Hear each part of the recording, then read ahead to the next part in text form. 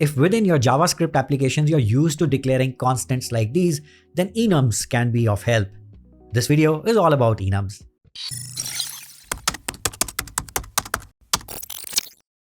If you're developing using JavaScript, you're probably used to declaring these kind of constants within your application. Developers declare these constants within their application so that the value of these constants doesn't change, or some other developer is not able to overwrite the values of these constants. So with these constants, whenever a developer tries to change the value of any of these constants, so for example, if I try to change the value of status loading to say something else like stopped, this will not happen in JavaScript.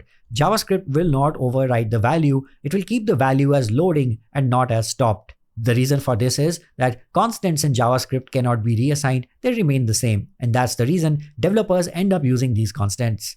It turns out that there's a better way to do this in TypeScript. TypeScript has a feature known as enums, which can be a replacement for constants. Let me show you how enums work. In order to declare an enum, we use the enum keyword, and let's say we want to declare an enum for the status itself. So I go ahead and use the status keyword, and now this status enum can have different values of status. So a loading, stopped, error, all these status values can now be a part of the status enum. Let's try this out. So I can have one of the values, let's say loading, and the second one as stopped. So the first one is loading, the second one can be stopped. Let's have the L of loading as capital, and then there can be another value, let's say error.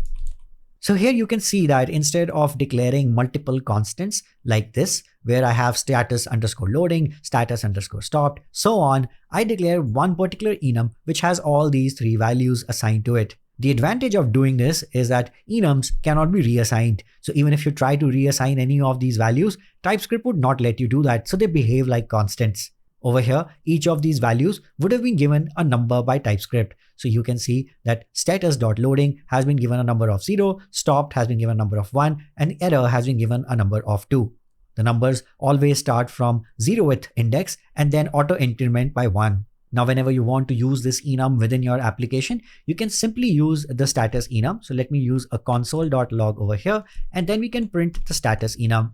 On the status enum, you can access any one property that you would want to, and that can be loading, stopped, or error, just like an object. So if I want to access the loading property, I can use the dot notation and access loading like this. To show this in action, let me just go ahead and comment this out so that I do not get an error. And let's open our terminal and let's use node in order to invoke index.js. You will see that since loading is at 0th index, 0 is printed to the terminal. So enums are basically acting as objects which cannot be changed. So even if I try to change any of these properties, let's say I try to assign status.loading a new value, TypeScript will throw an error. TypeScript will say over here that it cannot reassign the value of loading because it is read-only. So enums are acting like objects which have properties set to read-only. Now, while declaring enums, it is possible to change the value of the index. So for example, if I want the index value to start from 2, I can set it like this.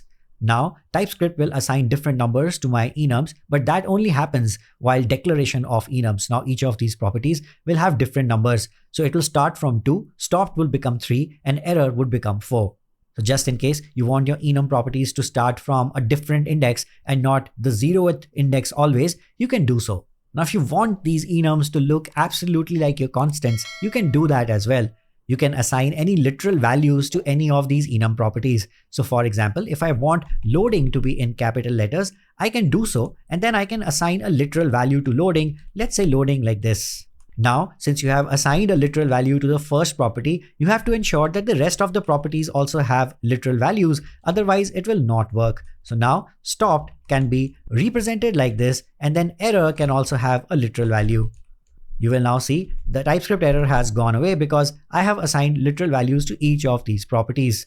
And status.loading can now be accessed using all capital loading property like this. Now, instead of printing 0, loading will print this particular absolute literal value that you have given to this property. Let's see this in action. I'm going to go ahead again, use node in order to invoke index.js, and you will see loading is printed to my terminal. One more thing that I would like to point about enums is that enums act as types. Let me show this with the help of an example.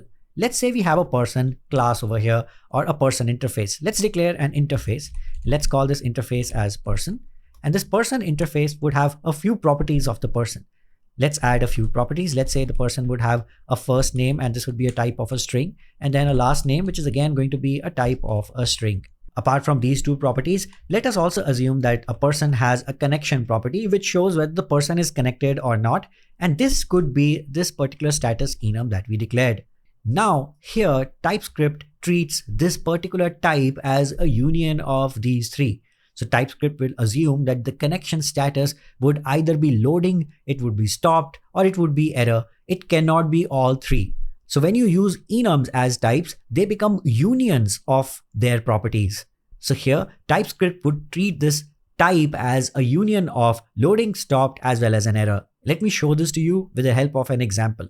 So what if I create a new person object which adheres to the person interface? Let's declare one. I'll create a new person object over here. Let's declare a new constant. Let's call this person, and this person must adhere to the person interface we just declared right here. Now, this person object must have all the three properties of the person interface. The first one is going to be the first name. And let's say the first name is John. And then let's have another property, which is the last name of the person. And this can be John Doe. And finally, we're going to have the connection. Now, the connection is either error, stopped, or loading. Now, if I try to assign the entire status property as a connection or status enum as a connection, you will see TypeScript will have a problem with that. This is because when you use enums as types, you are using any one of the property of the enum. Now, connection can either be loading. So if I try to use loading over here, you will see the error goes away.